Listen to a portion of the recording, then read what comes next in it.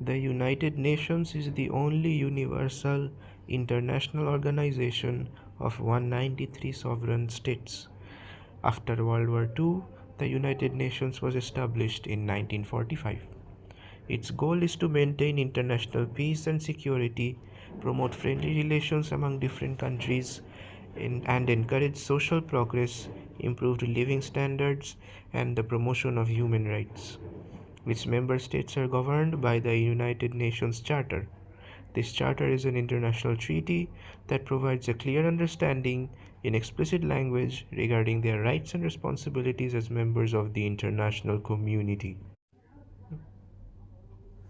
জাতিসংঘ হচ্ছে ১৯৩টি সার্বভৌম রাষ্ট্রের একমাত্র আন্তর্জাতিক সংগঠন।